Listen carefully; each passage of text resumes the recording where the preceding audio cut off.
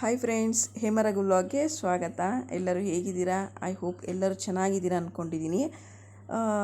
ಮತ್ತಿವತ್ತು ಈ ವಿಡಿಯೋ ನೋಡೋದಕ್ಕೆ ಮುಂಚೆ ಒಂದು ಮಾತು ಹೇಳ್ತೀನಿ. ಪ್ಲೀಸ್ ಯಾರ್ಯಾರು ನನ್ನ ವೀಡಿಯೋನ ಸಬ್ಸ್ಕ್ರೈಬ್ ಮಾಡಿಲ್ಲ, ಪ್ಲೀಸ್ ಸಬ್ಸ್ಕ್ರೈಬ್ ಮಾಡಿ, ಹಾಗೆ ಶೇರು, ಲೈಕು, ಕಮೆಂಟ್ಸ್ ಎಲ್ಲ ಕೊಡಿ, ಸ್ವಲ್ಪ ಸಪೋರ್ಟ್ ಮಾಡಿ ಅಂತ ಹೇಳ್ತಾ ಈ ವಿಡಿಯೋ ನಾನು ಮಾಡ್ತಾಯಿದ್ದೀನಿ. ಈ ವಿಡಿಯೋದಲ್ಲಿ ಏನಪ್ಪ ಇದೆ ಅಂದರೆ, ವರಮಹಾಲಕ್ಷ್ಮಿ ಹಬ್ಬ ಹತ್ತತ್ರ ಬರ್ತಾಯಿದೆ ನೋಡಿ. ಹಬ್ಬ ಬರ್ತಾಯಿದೆ ಅಂದರೆ ಅಮ್ಮನಿಗೆ ಅಲಂಕಾರಿಕ ವಸ್ತುಗಳಾಗಿ ರೆಡಿ ಮಾಡೋದಿರ್ಬೋದು, ಇಲ್ಲ ಅಲಂಕಾರ ಮಾಡೋದಿರ್ಬೋದು, ಇಲ್ಲ ಸೀರೆ ಉಡ್ಸೋದಿರ್ಬೋದು.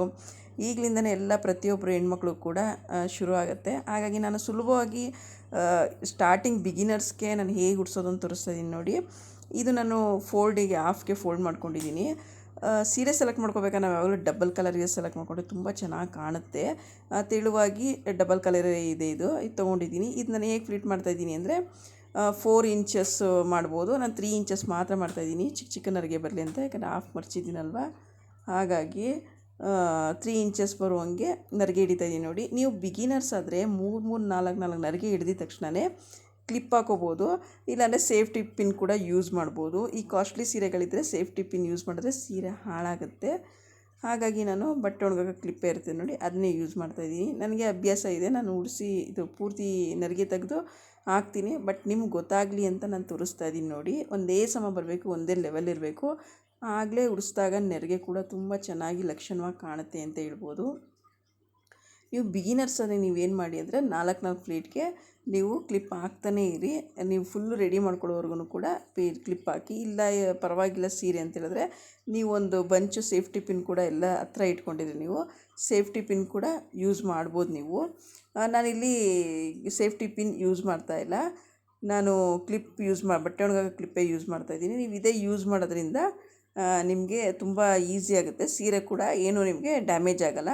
ಕೆಲವೊಂದೊಂದು ಸೀರೆಗಳಿಗೆ ಏನಾಗುತ್ತೆ ಅಂದರೆ ಬಟ್ಟೆ ಪಿನ್ ಯೂಸ್ ಮಾಡೋದ್ರಿಂದ ಸೀರೆಗಳು ಹೋಲಾಗುತ್ತೆ, ಮತ್ತು ಹೋಲಾಗುತ್ತೆ, ಏನೋ ಅರ್ಧಂಗೆ ಕಾಣಿಸುತ್ತೆ, ಏನೋ ಡ್ಯಾಮೇಜ್ ಆದಂಗೆ ಕಾಣಿಸುತ್ತೆ.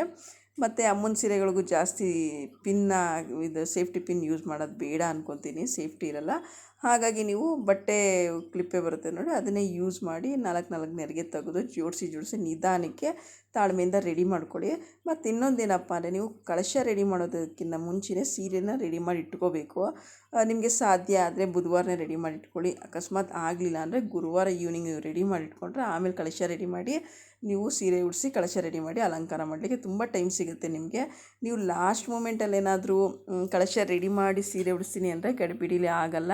ಏಕೆಂದರೆ ಅಭ್ಯಾಸ ಇರೋರು ಬೇಗ ಉಡಿಸ್ತಾರೆ, ಅಭ್ಯಾಸ ಇರೋದು ಬಿಗಿನರ್ಸ್ಗೆ ಸ್ವಲ್ಪ ಕಷ್ಟ ಆಗುತ್ತೆ.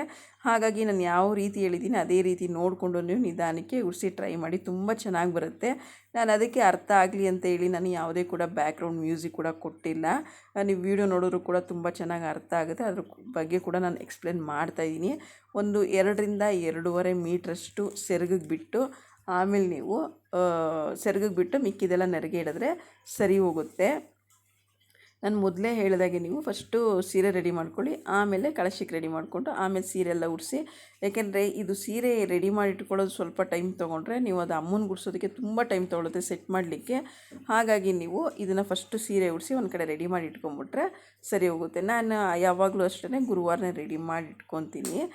ಗುರುವಾರ ರೆಡಿ ಮಾಡಿ ಇಟ್ಕೊಂಡ್ರೆ ಬೆಳಗ್ಗೆನೋ ಸಂಜೆನೋ ಅಷ್ಟರಲ್ಲೂ ರೆಡಿ ಮಾಡಿ ಇಟ್ಕೊಂಡ್ರೆ ನಾವು ಗುರುವಾರ ಈವ್ನಿಂಗಿಂದ ರೆಡಿ ಮಾಡಲಿಕ್ಕೆ ಸರಿ ಹೋಗುತ್ತೆ ಅಂತೇಳಿ ಇದೊಂದು ಟಿಪ್ಸ್ ಕೊಡ್ತಾಯಿದ್ದೀನಿ ನೋಡಿ. ಕೆಲವರು ರೆಡಿ ಮಾಡ್ಕೊಳ್ಳೋರು 2-3 ಡೇಸ್ ಮುಂಚೆನೇ ರೆಡಿ ಮಾಡಿ ಇಟ್ಕೊತಾರೆ. ನಿಮ್ಗೆ ಏನಾದ್ರು ಆಗಲಿಲ್ಲ ಅಂದರೆ ಅಟ್ಲೀಸ್ಟ್ ಗುರುವಾರನೂ ಟ್ರೈ ಮಾಡಿ ರೆಡಿ ಮಾಡ್ಕೊಳ್ಳಿಕ್ಕೆ. ನಾನೀಗ ಸುಮ್ಮನೆ ತೋರಿಸ್ತಾ ಇದ್ದೀನಿ ಅಷ್ಟೇ, ನಾನೇನು ಇದು ತೋರಿಸ್ಲಿಕ್ಕೋಸ್ಕರ ತೋರಿಸ್ತಾ ಇದ್ದೀನಿ, ಇದೇ ನಾನು ಉಡಿಸ್ತಾ ಇಲ್ಲ. ಸುಮ್ಮನೆ ಇದು ಈಸಿ ಬಿಗಿನರ್ಸ್ಗೆ ಸುಲಭವಾಗಿರಲಿ ಅಂತ ತೋರಿಸ್ತಾ ಇದ್ದೀನಿ. ನಾನು ನೋಡಿ ಸಿಂಗಲ್ ಬಿನ್ಗೆ ಅಷ್ಟೇ ತೊಗೊಂಡಿರೋದು. ಒಂದು ಮಣೆ ಇಡ್ತೀನಿ, ಪೀಠ ಇಡ್ತೀನಿ, ಪೀಠದ ಮೇಲೆ ತಟ್ಟೆ ಇಡ್ತೀನಿ, ತಟ್ಟೆ ಮೇಲೆ ಅಕ್ಕಿ ಹಾಕ್ತೀನಿ, ಅಕ್ಕಿ ಮೇಲೆ ಬಿನ್ಗೆ ಇಡ್ತೀನಿ. ಇದು ಸುಮ್ಮನೆ ತೋರಿಸ್ತಿರೋದ್ರಿಂದ ನಾನು ಯಾವುದೇ ರೀತಿ ಏನೂ ಕೂಡ ಇಟ್ಟಿಲ್ಲ, ಸುಮ್ಮನೆ ಹಾಗೆ ತೋರಿಸ್ತಾ ಇದ್ದೀನಿ.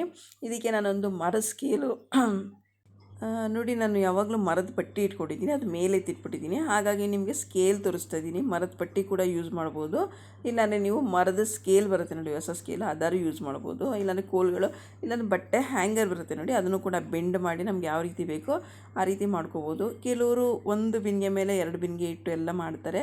ನಾನು ಯಾವಾಗಲೂ ಹಾಗೆ ಮಾಡೋಕ್ಕೋಗಲ್ಲ, ಸಿಂಗಲ್ ಬಿನ್ಗೆಲೆ ಮಾಡೋದು ಕೆಲವರಿಗೆ ಬಿಗಿನರ್ಸ್ಗೆ ಈಸಿ ಆಗುತ್ತೆ. ಯಾಕೆಂದರೆ ಒಂದು ವರ್ಷ ಅಭ್ಯಾಸ ಮಾಡ್ತಾ ಬರುತ್ತೆ ನೋಡಿ. ನಾನು ಈ ಕ್ಲಿಪ್ ಹಾಕಿದ್ನಲ್ಲ, ಮೇಲೆ ನಾನು ಬಿಗಿ ಗಟ್ಟಿಯಾಗಿ ಕಟ್ಟಿ ಬಿನ್ಗೆ ಕೊರಳಿಗೆ ಗಟ್ಟಿಯಾಗಿ ಕಟ್ಕೊತಾ ಇದ್ದೀನಿ. ಕಟ್ಟಿ ಅದನ್ನ ಸೆರಗನ್ನ ಈ ಕಡೆಯಿಂದ ತೆಗೆದು ಈ ಕಡೆಗೆ ಹಾಕಿ ಮತ್ತೆ ಹಾಕ್ತೀನಿ. ಇದೇನಿರುತ್ತೆ ನರಿಗೆ ಇರುತ್ತೆ, ನಾವು ಅದನ್ನ ಕ್ಲಿಪ್ನ ಬಿಚ್ಚಿ ನಿಧಾನಕ್ಕೆ ಮತ್ತು ಈ ನರಿಗೆಗೆ ಹಾಕಿರೋ ಗಂಟನ್ನು ಕೂಡ ಬಿಚ್ಚಿ ಸ್ವಲ್ಪ ಲೂಸ್ ಮಾಡಿ ನರಿಗೆಗಳನ್ನ ನಾವು ಸ್ಪ್ರೆಡ್ ಮಾಡಬೇಕು. ಸ್ವಲ್ಪ ಎಲ್ಲ ಕಡೆಯೂ ಇದು ಮಾಡೋದ್ರಿಂದ ನಿಮಗೆ ತುಂಬ ಚೆನ್ನಾಗಿ ಇದು ತುಂಬ ಅಮ್ಮ ಪುಟ್ಟದಾಗಿ ತುಂಬ ಚೆನ್ನಾಗಿ ಲಕ್ಷಣವಾಗಿ ಕಾಣಿಸ್ತಾರೆ. ನೀವು ಇದು ಕ್ಲಿಯರಾಗಿ ನೋಡ್ಕೊಳ್ಳಿ ಹೇಗೆ ಮಾಡಿದೆ ಏನು ಅಂತ ನಿಮಗೆ ಗೊತ್ತಾಗುತ್ತೆ.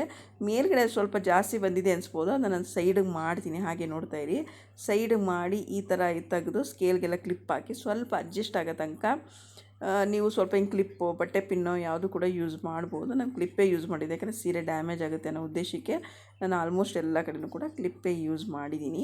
ನೋಡಿ ಈ ಥರ ತೆಗೆದು ಹಿಂಗೆ ಹಾಕೋ ತನಕ ಸ್ವಲ್ಪ ನಮ್ಗೆ ಸೆಟ್ ಆಗೋ ತನಕ ಹೇಗೆ ಬೇಕೋ ಹಾಗೆ ನಾವು ನೋಡಿಕೊಂಡು ಸೀರೆನ ನರಿಗೆ ನಾವು ಹೇಗೆ ಉಟ್ಕೊಂಡು ಹಿಂಗೆ ಮುಂದಕ್ಕೆ ಸೆರ್ಗಾಕೊತೀವೋ ಅದೇ ರೀತಿ ನಾನು ಅಮ್ಮನಿಗೂ ಕೂಡ ಹಾಕ್ತಾಯಿದ್ದೀನಿ.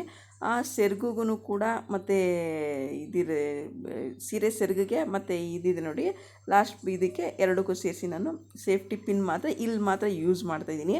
ಯಾಕೆಂದರೆ ಅದು ಫಿಟ್ಟಾಗಿ ಕುತ್ಕೋಬೇಕಲ್ವ, ಹಾಗಾಗಿ ಸೇಫ್ಟಿ ಪಿನ್ ಯೂಸ್ ಮಾಡಿ ಇನ್ನು ಮಿಕ್ಕಿದ ಕೆಳಗಡೆ ಏನು ನರಿಗೆ ಇದೆ ನರಿಗೆ ಎಲ್ಲ ಕೂಡ ನೀಟಾಗಿ ಚಿಕ್ಕದಾಗಿ ಸ್ಪ್ರೆಡ್ ಮಾಡ್ತಾಯಿದ್ದೀನಿ. ಮತ್ತು ಇನ್ನೊಂದೇನಪ್ಪ ಅಂದರೆ ಕೆಲವ್ರು ಏನು ಮಾಡ್ತಾರೆ, ಐರನ್ ಮಾಡ್ಕೊಂಬಿಡ್ತಾರೆ. ನಾವು ಐರನ್ನೆಲ್ಲ ಮಾಡಬಾರ್ದು. ಐರನ್ ಮಾಡೋದ್ರಿಂದ ಏನಾಗುತ್ತೆ ಅಂದರೆ ಅಮ್ಮನಿಗೆ ಉಡಿಸ್ಬೇಕಾದ್ರೆ ಅದೇನಾಗುತ್ತೆ ಅಂದರೆ ನೀಟಾಗಿ ನರಿಗೆಗಳು ಕೂರಲ್ಲ. ಹಾಗಾಗಿ ನರಿಗೆ ಮಾಡೋದು ಬೇಡ, ನಾವು ಫ್ಲೀಟ್ ಮಾಡಬೇಕಾದ್ರೇ ನೀಟಾಗಿ ಕೈಯಲ್ಲಿ ಉಚ್ಕೊಂಡ್ರೆ ಸಾಕು, ತುಂಬ ಚೆನ್ನಾಗಿ ಕಾಣುತ್ತೆ.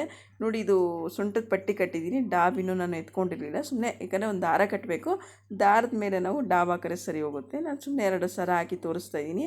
ಒಂದು ಪ್ಲಾಸ್ಟಿಕ್ ಹಾರ, ಹೂವಿನ ಹಾರ ಬರುತ್ತೆ ನೋಡಿ, ಅದನ್ನು ಹಾಕಿದ್ದೀನಿ. ಈ ಥರ ಎಲ್ಲ ಹಾಕಿದ್ರೆ ನೋಡಿ ಎಷ್ಟು ಚೆನ್ನಾಗಿ ಲಕ್ಷಣವಾಗಿ ಕಾಣಿಸ್ತಾ ಇದೆ. ಇದು ನಾನು ಸುಮ್ಮನೆ ರೆಡಿ ಮಾಡಿ ತೋರಿಸೋದ್ರಿಂದ ಹಿಂಗೆ ಕಾಣಿಸ್ತಾ ಇದೆ. ನೀವು ನಿಧಾನಕ್ಕೆ ತಾಳ್ಮೆಯಿಂದ, ಯಾಕೆಂದರೆ ತುಂಬ ಟೈಮ್ ತೊಗೊಳುತ್ತೆ. ನಾವು ಅಂದ್ಕೊತೀವಿ ಬೇಗ ಉಡಿಸ್ಬೋದು ಅಂತ, ಆಗಲ್ಲ, ಸ್ವಲ್ಪ ಟೈಮ್ ತೊಗೊಳುತ್ತೆ. ಹಾಗಾಗಿ ತಾಳ್ಮೆಯಿಂದ ನಿಧಾನಕ್ಕೆ ಸ್ಟೆಪ್ ಬೈ ಸ್ಟೆಪ್ ನಾವು ರೆಡಿ ಮಾಡಿಕೊಂಡು ಎಲ್ಲ ಹತ್ರದಲ್ಲಿ ಇಟ್ಕೊಂಡು ರೆಡಿ ಮಾಡಬೇಕಾಗತ್ತೆ. ನೋಡಿ ನಾನು ಹೀಗೆ ರೆಡಿ ಮಾಡಿದ್ದೀನಿ. ಡಾಪ್ ಕೂಡ ಹಾಕಿದೆ ನೋಡಿ. ಇವಾಗ ಹೇಗೆ ಕಾಣಿಸ್ತಾ ಇದೆ, ಪುಟ್ಟದಾಗಿ ಲಕ್ಷಣವಾಗಿ ಚೆನ್ನಾಗಿ ಕಾಣಿಸ್ತಿದೆ ಅಂತ ನಾನು ಅಂದ್ಕೊತೀನಿ. ಕೆಳಗಡೆ ಎಲ್ಲ ಪೀಠ ಇಟ್ಟರೆ ಇನ್ನೂ ಸ್ವಲ್ಪ ಎತ್ತರ ಆಗುತ್ತೆ ನೋಡಿ, ಅವಾಗ ಇನ್ನೂ ಕೂಡ ತುಂಬ ಚೆನ್ನಾಗಿ ಲಕ್ಷಣವಾಗಿ ಕಾಣಿಸುತ್ತೆ. ನೋಡಿ ಹೇಗಿದೆ ಅಂತ. ನರಿಗೆಗಳನ್ನ ಕೂಡ ಹೀಗೆ ಸ್ಪ್ರೆಡ್ ಮಾಡಬೇಕಷ್ಟೇ, ಜಾಸ್ತಿ ಬೇಡ.